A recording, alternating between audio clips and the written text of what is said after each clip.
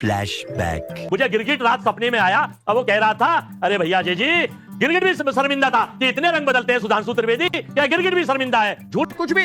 अनुराग भदौरिया जी ने झूठ झूठ झूठ झूठ झूठ कितनी बार झूठ बोला है, ये मेरी समझ से बाहर हो गया है। वो अडानी बने हुए और वहाँ मोदी बने हुए घूम रहे हैं। क्या हुई? मेरे भाई महंगाई बेरोजगारी पे किसी ने दिया ही नहीं है। वर्मा जी झूठ बोल रहे हैं। तो जैसा है वैसा ही नजर आएगा सुधांशु जी। दोनों ही झूठ बोल रहे हैं। सिर्फ अडानी और सिर्फ अडानी पे दिए। मंदिर में घंटा बजा रहे हैं। उनको समर्थन ऐसे नहीं बजा रहे हैं। वोट भी नहीं मिला, जिससे ज्यादा लोग उनकी क्या हालत है? पंचायत में बैठे थे। चापलूसी क्यों करते हैं? सवाल क्यों नहीं पूछते हैं? आप तो किसानों के हिमायती हैं, लेकिन वोट बैंक की चिंता आपको छोड़ती नहीं। किसानों पर या महंगाई पर कोई भी सवाल पूछा हो, कोई भी मोशन मूव किया हो, ये बातें बताई नहीं जाती।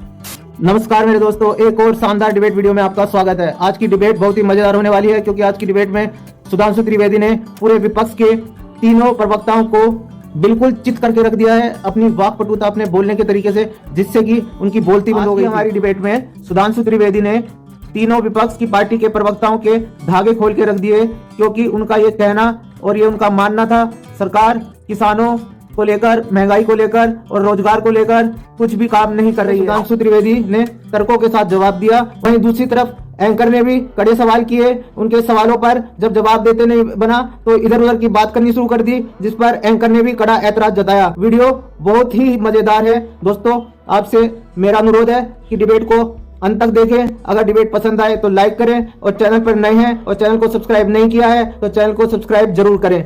दोस्तों बिना देरी करे चलिए शुरू करते हैं। सवाल सीधा है अनुराग भदौरिया जी, मुझे बता दीजिए कि किस समाजवादी पार्टी के सांसद ने किसानों पर या महंगाई पर कोई भी सवाल पूछा हो, कोई भी मोशन मूव किया हो? मुझे बता दीजिए। यही सवाल उठाया था, इसका जवाब दे दीजिए। इधर उधर मत जाइए। नोटिस दिखाइए किसान या महंगाई पे। सुन लीजिए, जवाब ले लीजिए जी। देखिए सुधांशु जी, सुन लीजिए, आप पार्लियामेंट चलने नहीं दे रहे हैं क्योंकि आप चाहते नहीं कि हम किसानों पे सवाल पूछें। अच्छा, आप चाहते नहीं है कि हम बांग्लादेश में हिंदुओं पे अत्याचार हो रहा है पूछें, हम आप महंगाई पे मोशन तो मूव महिला कीजिए। अत्याचार पे आपने कोई प्रस्ताव रखा नहीं, और यहाँ टीवी डिबेट पर आपको किसान याद आते हैं, टीवी डिबेट पर आपको महंगाई याद आती है, लेकिन वहां पर कुछ नहीं याद आता। नवल जी, आप सिर्फ इतने पढ़े लिखे हैं, फिर सरकार की चापलूसी क्यों करते हैं? सवाल क्यों नहीं पूछते हैं? सवाल आज यही है कि चलिए हम किसी को कुछ नहीं पता, किसानों के हितैषी सिर्फ आप हैं। आपने कितने प्रस्ताव दिए, इस पर कोई क्यों नहीं जवाब देता? सुधांशु त्रिवेदी जी, आरजेडी ने, कांग्रेस ने या समाजवादी पार्टी ने किसानों और महंगाई पर कितने प्रस्ताव दिए हैं लोकसभा में और राज्यसभा में? बताइए। चलो भाई देखो अब मैं क्या कर। मैं बता रहा हूं, जितने प्रस्ताव दिए गए हैं समाजवादी पार्टी ने सिर्फ संबल और सिर्फ संबल, कांग्रेस ने सिर्फ अडानी और सिर्फ अडानी पे दिए हैं। मेरे भाई महंगाई बेरोजगारी पे किसी ने दिया ही नहीं है। ये सिर्फ यहाँ पे आके चिल्लाने के लिए आप किसान आंदोलन की बात कर रहे हैं। आप सुनना नहीं चाहते, आपकी कानों को ये पसंद नहीं है, सुना ही नहीं आते। बिहार का एक जिला बताइए ऑनलाइन अप्लाई करा, उसे अप्रूव नहीं देते। जहां किसान आंदोलित थे, एक जगह बताइए जहां किसान आंदोलित थे, कहीं कुछ नहीं था। और मैं दर्शकों से कहना चाहता हूं, ये जितने भी आंदोलन होते हैं इन सबका उद्देश्य राजनीतिक होता है। पंजाब में जो सबसे बड़े किसान नेता थे, उनका नाम नहीं लेना चाहता हूं, वो चुनाव लड़े 2022 का, जमानत जब्त हो गई। उत्तर प्रदेश में जो सबसे बड़े किसान नेता बनते थे, उनके गांव में उनके बूथ पर राजनीति नहीं कर रहे हैं, ईश्वर पूजा कर रहे हैं। जो किसान है या पहलवान है, ये सब चुनाव लड़ना चाहते थे। यही अन्ना आंदोलन का हक था। अन्ना हजारे को पीछे ढकेल के केजरीवाल जी चुनाव लड़ लिए, पहलवान जो थे वो चुनाव लड़ लिए, विनेश फोगाट विधायक बन गई, और किसान भी चुनाव लड़ने की तमन्ना लिए, जनता ने साथ नहीं दिया। इसलिए साफ कहना चाहिए कि ये किसानों का नहीं राजनीतिक आंदोलन था, वो पहलवानों का नहीं राजनीतिक आंदोलन था, वो भ्रष्टाचार के विरुद्ध नहीं, वो राजनीतिक आंदोलन था। सीधा बोलना चाहिए। अजय वर्मा जी, किसानों की बात आई तो मुझे याद आया, कांग्रेस पार्टी का ही विधायक है और मेंबर ऑफ पार्लियामेंट है जो लातूर से आते हैं। कल राहुल गांधी के साथ वो अडानी बने हुए और वहां मोदी बने हुए घूम रहे हैं। लातूर में वक्फ के नोटिसेज 103 किसानों को आए हैं। 300 एकड़ जमीन वक्फ की बोर्ड लेना चाहती है। आप तो किसानों के हिमायती हैं, लेकिन वोट बैंक की चिंता आपको छोड़ती नहीं कि आप उस मुद्दे को भी उठा पाए। वहां पर क्या चल रहा है? ड्रामा। इतना ड्रामा किसके लिए? देखिए, आपकी बात का भी जवाब दूंगा। इससे पहले मैं ये बता दूं, बांग्लादेश के संसदीय सचिव ने यह कहा है, वहां के एक ऑफिसर ने, कि भारत बांग्लादेश में दखल देना बंद करे, क्या कर रहे हैं आप ये हिंदू विरोधी मानसिकता की आपकी सरकार केवल दिखाने के लिए। आपने क्या कार्रवाई करी बांग्लादेश में? हिंदुओं पर अत्याचार हो रहा है, मंदिर तोड़े जा रहे हैं, और एक वहां उठा के हमारे एक पुजारी को अंदर बंद कर दिया। आपके हाथी के दांत खाने के और हैं, दिखाने के और हैं। क्लाइमैक्स अभी बाकी है। मुझे गिरगिट रात सपने में आया, अब वो कह रहा था, अरे भैया जी गिरगिट भी शर्मिंदा था कि इतने रंग बदलते हैं सुधांशु त्रिवेदी, क्या गिरगिट भी शर्मिंदा है? झूठ बोलेंगे, बांग्लादेश पे झूठ बोलेंगे, किसानों पे झूठ बोलेंगे, जॉर्ज सोरोस पे झूठ बोलेंगे, चाइना पे झूठ बोलेंगे। आप लातूर पे सच बता मैं उस पे बताने जा रहा हूं। तो आप यहाँ पर लेक्चर थोड़ी दे रहे हैं। लातूर के सवाल का जवाब दीजिए। ज्ञान का अध्ययन करा रहा हूं मैं। सरोज पांडे और अरुण सिंह साहब सीपीसी में डेलीगेशन लेकर चाइना गए थे और मोदी जी ने झूला झुलाया था, और चाइना दुश्मन कंट्री है। एमओयू तो आपने साइन किया था, जो आज तक देश को नहीं बताया। सवालों के जवाब आपके पास है नहीं। पब्लिक पूछ रही है। कुलदीप गोनियाल का नोएडा से सवाल है। अनुराग भदौरिया जी, माफ कीजिएगा, जनता भी हंसेगी।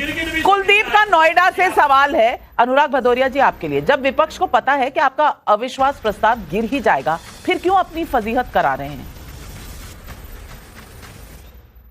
देखिए, भारतीय जनता पार्टी के भी सुधांशु जी को सुन के ऐसा लग रहा है कि झूठों ने झूठों से कहा है कि झूठ बोलो, और बाहर अंदर झूठों की मंडी सजी है। बाहर भी लिखा है झूठ बोलो, झूठे वादे करो, झूठा प्रोपेगेंडा फैलाओ, झूठ का माहौल बनाओ, झूठे सपने दिखाओ, और जनता के सब चाहो। मैं उसमें खोज रहा हूं सच कहां है। मैं दूरबीन लगा के खोजता रहता हूं, कोई सच तो दिखाई दे जाओ भैया, कहीं कोई सच दिखाई दे जाए, कोई सच की किरण ही दिखाई दे जाए। भारतीय जनता पार्टी जो इतना बोल रही है, चारों तरफ झूठ, हर चीज में झूठ झूठ झूठ झूठ झूठ की कहानी पूरी कह के लाते हैं, झूठ की किताब है पूरी। अनुराग भदौरिया जी, जनता का सवाल था, उसका जवाब नहीं दिया। लेकिन सुधांशु जी, झूठ इतना बोलने का आरोप है आप पर, फिर भी जनता को क्यों नहीं समझ आ रहा? 3 बार लोकसभा के चुनाव जीत गए, और लोकसभा चुनाव में जब ये कहते हैं आपको 240 पर ले आए, उसके बाद हरियाणा भी, महाराष्ट्र भी, और क्या नंबर लेकर। अब ये झूठ है कि सच, ये अनुराग भदौरिया जी को समझा दीजिए। नाविका जी, मैं ऑन द लाइटर नोट एक बात कहना चाहता हूं। एक बड़ी फेमस सीरीज है ना, भेजा फ्राई, जिसमें वो कहता है कि आएगा आएगा आएगा, आने वाला में आएगा कितनी बार आया है। वैसे मुझे समझ में नहीं आया कि जो अनुराग भदौरिया जी ने झूठ झूठ झूठ झूठ झूठ कितनी बार झूठ बोला है, ये मेरी समझ से बाहर हो गया है। मगर एक झूठ पूरी जनता ने पकड़ लिया है कि जब आपसे पूछा गया, झूठ बोलते हो तो झूठ समझने कहां से आएगा, दिक्कत ही है। सच बोलो तो झूठ निकला। एक प्रस्ताव दिखाओ जो महंगाई का हो, वो झूठ निकला। सच केवल संभल के लिए था और सारी चीजों के लिए झूठ था। तो आपकी स्थिति पूरे देश को समझ में आ गया। मगर एक और बात कहना चाहता हूं, अभी वर्मा जी ने कितना अच्छा झूठ बोला बोलते बोलते। भदौरिया जी ने कहा कि आप बांग्लादेश के लिए कुछ कर क्यों नहीं रहे, और वर्मा जी ने कहा कि बांग्लादेश की सरकार ने कहा कि भारत हस्तक्षेप बंद करे। मेरे भाई, आपके हिसाब से अगर बांग्लादेश ने कहा भारत हस्तक्षेप बंद करे, इसका मतलब हस्तक्षेप हो रहा है। अगर हस्तक्षेप हो रहा है तो भदौरिया जी को झूठ बोल रहे हैं। तो भाई या तो वर्मा जी झूठ बोल रहे हैं, तो जैसा है वैसा ही नजर आएगा सुधांशु जी। दोनों ही झूठ बोल रहे हैं। आप आईना बदलते हैं, बदलते रहिए। सच आपसे पूछता हूं, एक चेहरे पे कई चेहरे लगा लेते हैं लोग। आप सांसद हैं, सदन के सदस्य हैं, उसकी गरिमा के अजय वर्मा जी, राहुल गांधी तो एलओपी है, कैमरा बदल बदल के फिल्म बना रहे हैं। का बस चले ना तो हमारे पैरों में घुंघरू बांधकर हमें नचाए। दोस्तों, आशा है आपने डिबेट पूरी देखी होगी। अगर आपको डिबेट पसंद आई है या डिबेट के बारे में आपकी क्या राय है, हमें कमेंट बॉक्स पर, हमारे कमेंट बॉक्स पर कमेंट करके जरूर बताएं। मिलते हैं फिर एक नई डिबेट वीडियो में, तब तक के लिए जय हिंद, जय श्री राम।